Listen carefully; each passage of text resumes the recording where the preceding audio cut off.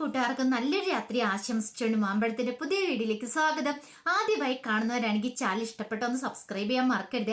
അതോടൊപ്പം തന്നെ കണ്ടുകൊണ്ടിരിക്കുന്ന എല്ലാവരുടെ സപ്പോർട്ടിലേക്കും തുടർന്നും പ്രതീക്ഷിച്ചുകൊണ്ട് നമുക്ക് നേരെ ആദർശിന്റെ നയനയുടെ നാളത്തെ നല്ലൊരു പ്രമോ വിശേഷം കണ്ടാലോ. അങ്ങനെ നാളത്തെ പ്രമോ വിശേഷം നമ്മൾ കാണാൻ പോകുന്നേ ആദർശിനെ നയനെ ഒന്നിപ്പിക്കാനായിട്ട് കനക ശ്രമിക്കുന്നുണ്ട്. അതിന്റെ വിശേഷങ്ങളും അതോടൊപ്പം തന്നെ ജലജിക്കിട്ടു അഭിക്കിട്ടും ഒക്കെ നല്ല എട്ടിന്റെ പണി കൊടുക്കുന്നുണ്ട് നവ്യയും കനകയൊക്കെ ചേർന്നിട്ട്. അപ്പൊ അതിന്റെ നല്ല നല്ല വിശേഷങ്ങളാണ് നാളെ നമ്മൾ കാണാൻ പോകുന്നത്. ഇന്ന് തന്നെ നമ്മൾ കണ്ടു ആകെപ്പാട് സങ്കടത്തിലാണ് കനക.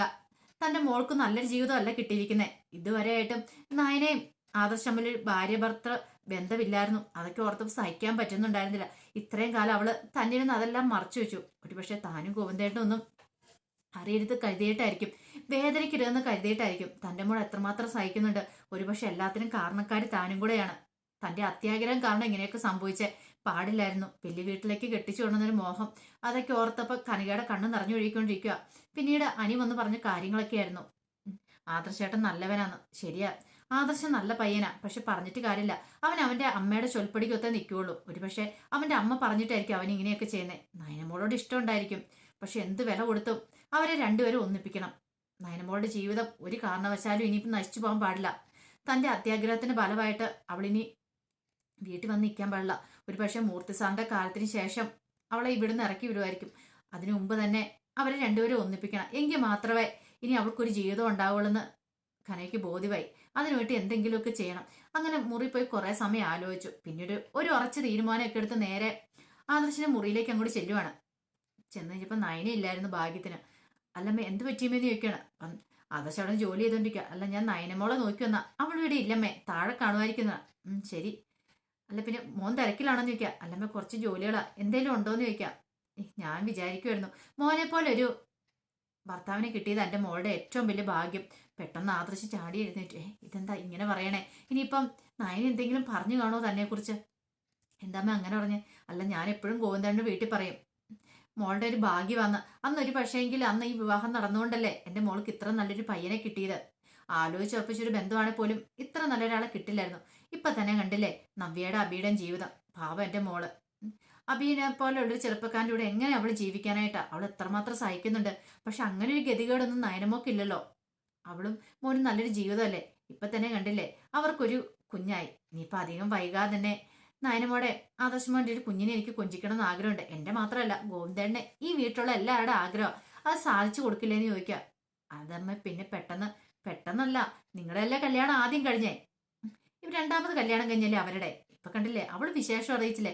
അപ്പൊ അതുപോലെ ഞങ്ങൾക്കും ആഗ്രഹമുണ്ട്. ഞങ്ങൾക്ക് മാത്രമല്ല നയനമോക്കും ആഗ്രഹം കാണുമായിരിക്കും. ഒരു പക്ഷെ മോനോട് പറയാതിരിക്കുന്നതായിരിക്കും. അതോ ഇനിയിപ്പോ നിങ്ങൾ പിള്ളേരെ വേണ്ടെന്ന് വെച്ചിരിക്കണോ? അങ്ങനെയൊന്നുമില്ല അമ്മ. ഇത് ചാടിക്കേറി ആദർശ് പറയണം. ആദർശിന് വല്ലതും പറയാൻ പറ്റുമോ? പിന്നീട് പറഞ്ഞു, ഇങ്ങനെ വേണം ഭർത്താക്കന്മാരാണെങ്കിൽ. എന്ത് നല്ല രീതിയിൽ എൻ്റെ മോളെ നോക്കുന്നത്. ഇതൊക്കെ കാണുമ്പോൾ എനിക്ക് കണ്ണ് നിറയും.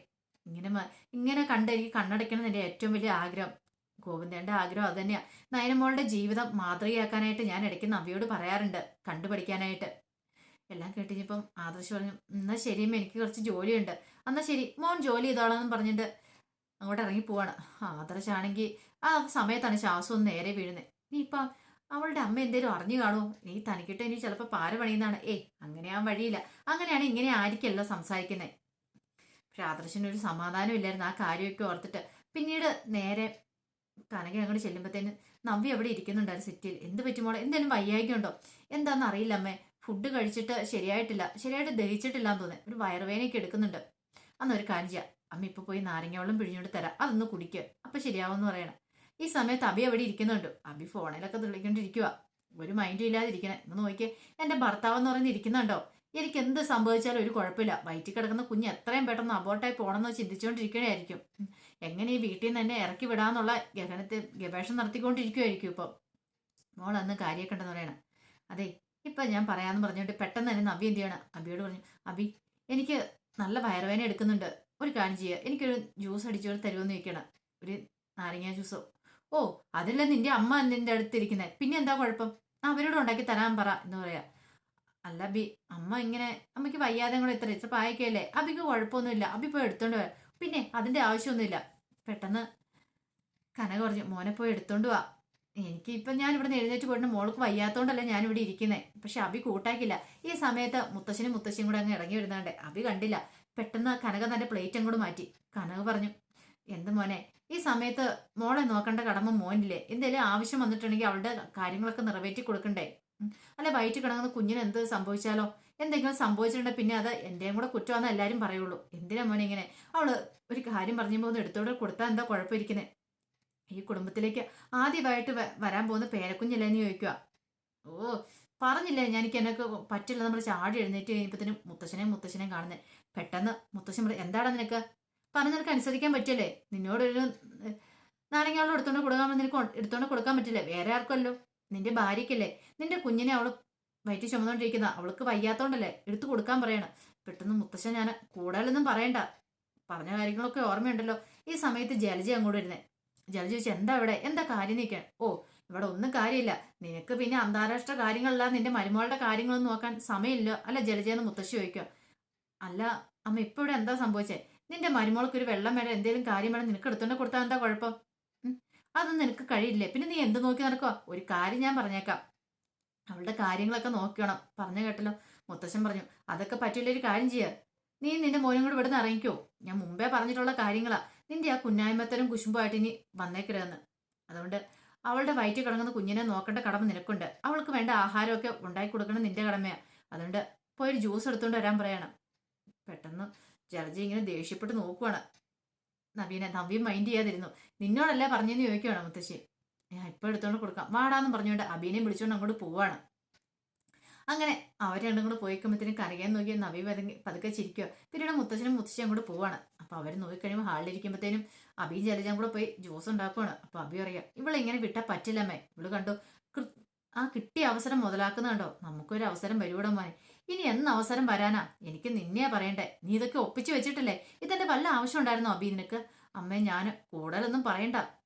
അവളെ ഇറക്കി വിടാൻ പറ്റുന്ന അവസരമായിരുന്നു, എല്ലാം നീ നശിപ്പിച്ച് കളഞ്ഞില്ലേ. ഇനി പറഞ്ഞിട്ട് വല്ല കാര്യമുണ്ടോ? കഴിഞ്ഞ ദിവസം ആണെങ്കിൽ അവൾക്ക് ഈ പ്രഗ്നൻസി ഉണ്ടായില്ല, അന്ന് തന്നെ അവളെ ഞാൻ പുറത്താക്കിയാണ്. ഇനിയിപ്പൊ നിന്നെ പറഞ്ഞാൽ മതി. ഇനിയിപ്പൊ ദൈവത്തെ ഓർത്ത നീ ഒരു പ്രശ്നം ഉണ്ടാക്കാൻ വരില്ല. ജ്യൂസെങ്കിൽ ജ്യൂസ് എന്താന്ന് വെച്ചാൽ കൊണ്ടേ കൊടുക്ക്, അല്ലെങ്കിൽ ഈ വീട്ടിൽ നിന്ന് പുറത്താണ്ട് വരും. ഈ വീട്ടിൽ നിന്ന് പുറത്തായിട്ടുണ്ട് എങ്ങനെ ജീവിക്കുന്നു പോലും അറിയത്തില്ല. അറിയാലോ, നിന്റെ മുത്തശ്ശനൊരു തീരുമാനം എടുത്തിട്ടുണ്ടെങ്കിൽ തീരുമാനം എടുത്താന്ന് പറയണം. സമ്മതിച്ചു, എന്നാ വാ കൊണ്ടേ കൊടുക്കാൻ പറയണം. അങ്ങനെ അബിയുടെ കൊടുത്തു വിടണം. അബി കൊണ്ട് കൊണ്ടേ കൊടുത്തപ്പോൾ ജലജ പറഞ്ഞു, അതേ കുറച്ച് ഉപ്പ് ഇട്ടിട്ടുള്ളൂ, ഉപ്പ് അധികം ഇട്ടിട്ടില്ലെന്ന് പറയണം. അങ്ങനെ നവ്യ കുടിച്ചു പറഞ്ഞു, ഇതിന് ഭയങ്കര ഉപ്പാണല്ലോ എന്ന് പറയണേ.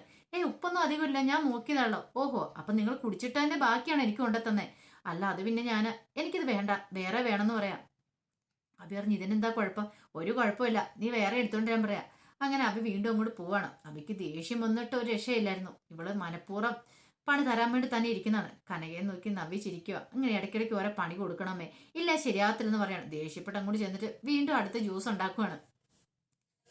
പിന്നീട് ദേവേന ഇങ്ങനെ നിൽക്കുന്ന സമയത്താണ് ദേവേന്റെ അടുത്തേക്ക് കനക ചെല്ലുന്നത്. കനക എന്നിട്ട് പറഞ്ഞു, എനിക്കൊരു കാര്യം സംസാരിക്കാനുണ്ട്. എന്ത് കാര്യം സംസാരിക്കാനുള്ളത്? അല്ല, എനിക്ക് ആദർശം അതിനെക്കുറിച്ചാ. അല്ല, അവർക്കിപ്പോൾ എന്ത് പറ്റിയെന്ന് ചോദിക്കുകയാണ്. അവർക്ക് ഒന്നും പറ്റിയിട്ടൊന്നുമില്ല, പക്ഷേങ്കിൽ ഞാനൊരു അമ്മയല്ലേ, എനിക്ക് ചില കാര്യങ്ങളൊക്കെ കണ്ടാൽ മനസ്സിലാവുമെന്ന് പറയാണ്. അല്ല, എന്ത് കാര്യം ഇത് എൻ്റെ മോളുടെ ഇപ്പോഴത്തെ അവസ്ഥയെക്കുറിച്ചാ. അല്ല, അവൾക്ക് ഇവിടെ എന്താ അവസ്ഥയുണ്ടെന്ന് പറഞ്ഞേ, അവൾക്കൂടെ സുഖമല്ലേന്ന് ചോദിക്കുകയാണ്. സുഖവാ, പക്ഷെ അത് പുറമേ കാണുന്ന സുഖം കൊണ്ടായല്ലോ. ജീവിതം എന്ന് പറയുന്ന അങ്ങനെയല്ലോ. ഇത്രയും കാലമായി കല്യാണം കഴിഞ്ഞിട്ട് നമ്മെ വിശേഷം അറിയിച്ചു, പക്ഷെ നയനമോൾ ഇതുവരെയായിട്ടും വിശേഷം അറിയിച്ചിട്ടില്ല. അതിന് കാരണം എന്താണെന്നറിയോ? ഇതുവരെയായിട്ട് അവർ രണ്ടുപേരും ഭാര്യ ഭർത്താക്കന്മാരെ പോലെ ജീവിച്ചിട്ടില്ല. അതിന് എനിക്കിപ്പോ എന്ത് ചെയ്യാൻ പറ്റും? അവർ രണ്ടുപേരും ഒരു മുറിയിലാ കിടക്കണേ. എനിക്ക് ഞാൻ ഒന്നും പറഞ്ഞ് മനസ്സിലാക്കാൻ പറ്റില്ല എന്ന് പറയാം. പെട്ടെന്ന് കന പറഞ്ഞ്, എനിക്കറിയാം നിങ്ങൾ ഇങ്ങനെയൊക്കെ പറയുമെന്ന് എനിക്കറിയാം. കാരണം നിങ്ങളെ ഈ വീട്ടിലെല്ലാവരും ആദരിക്കുന്നുണ്ട്. എല്ലാവരും നിങ്ങളുടെ വാക്കിന് വില കൽപ്പിച്ചുകൊണ്ടിരുന്ന അറിയാലോ. ഈ വീട്ടിൽ എന്ത് പ്രശ്നം ഉണ്ടായാലും അതിനകത്തെല്ലാം നിങ്ങൾ ഇടപെട്ട് നിങ്ങളുടെ അഭിപ്രായങ്ങൾ പറയും. നല്ലതാണെങ്കിൽ നല്ലതാന്ന് പറയും, ചീത്തയാണ് ചീത്തയാന്ന് പറയും. അതുകൊണ്ടാണ് എൻ്റെ മനസ്സിലെ വിഷമം ഞാൻ നിങ്ങളുടെ അടുത്തേക്ക് പറയാൻ വന്നേ. എനിക്ക് വേറെ ആരുടെ ഈ വീട്ടിൽ പറയാൻ പറ്റില്ല. ഒരു പക്ഷേ ഇവിടുത്തെ മൂർത്തി സാറും ഇവിടുത്തെ അമ്മയൊക്കെ അറിഞ്ഞിട്ടുണ്ടെങ്കിൽ അവരെന്ത് വിചാരിക്കും? അതുകൊണ്ടാണ് നിങ്ങളുടെ അരിയിലേക്ക് ഞാൻ വന്നേ. അപ്പൊ എന്താ കാര്യം എന്താന്ന് ചോദിക്കുക. എങ്ങനെ ആദർശനെ നയനെ ഒന്നിപ്പിക്കണം, അവർ തമ്മിലൊരു വിവാഹ ജീവിതം ഉണ്ടാണെന്ന് പറയാം. ഓ, അത് പറയാനാണ് വന്നേ? അല്ല, പിന്നെ നിന്റെ മോൾക്ക് ഇവിടെ എന്തെങ്കിലും ദുരിതമോ ദുഃഖങ്ങളോ ഉണ്ടെങ്കിൽ അത് അവളായിട്ട് വരുത്തി വെച്ച് കാര്യങ്ങളാ. നിന്റെ മോൾ ഇങ്ങോട്ട് വരുന്നതിന് മുമ്പ് എൻ്റെ മോൻ എന്ത് സന്തോഷത്തോടെ ജീവിച്ചിരുന്നാന്ന് അറിയാവോ? ഇപ്പോഴെപ്പോൾ നോക്കിയാലും അവന്റെ മുഖമാണെങ്കിൽ കടന്നല കുത്തിയോലെ ഇരിക്കുള്ളൂ, ഒരു സന്തോഷം പോലും ഇല്ല. എല്ലാത്തിനും കാരണക്കാരി നിന്റെ മോളാന്ന് പറയണം. ഇത് ഇങ്ങനെ പറയരുത്. അവളെ നിങ്ങൾ മാത്രം ഇങ്ങനെ കുറ്റപ്പെടുത്തുള്ളൂ. അവൾ ഈ വീട്ടിലെ എല്ലാ കാര്യങ്ങളും നോക്കുന്നില്ലേ? നിങ്ങൾക്കെല്ലാം വെച്ച് വിളമ്പി തരുന്നില്ലേ? എന്ത് കാര്യത്തിനും ഒരു കുറവ് വരുത്തുന്നേ? ഒരു ശരിക്കും ഒരു വേലക്കാരി ചെയ്യുന്നേക്കാളും കൂടുതൽ ജോലി ചെയ്യുന്നില്ലേ? ശരിക്കും പറഞ്ഞാൽ ഒരു ശമ്പളം ഇല്ലാത്തൊരു വേലക്കാരിയായിട്ടല്ലേ നിങ്ങൾ അവളെ ഇവിടെ കണ്ടിരിക്കുന്നേ? പക്ഷെ നിങ്ങളുടെ മരുമോളാന്ന് പരിഗണന കൊടുക്കണ്ട. എന്നാലും അവിടെ കല്യാണം കഴിച്ച് ഇത്ര നാളല്ലേ, അവൾക്ക് നല്ല ആഗ്രഹങ്ങളൊക്കെ. ഓ, അങ്ങനെയാണ് കാര്യങ്ങൾ.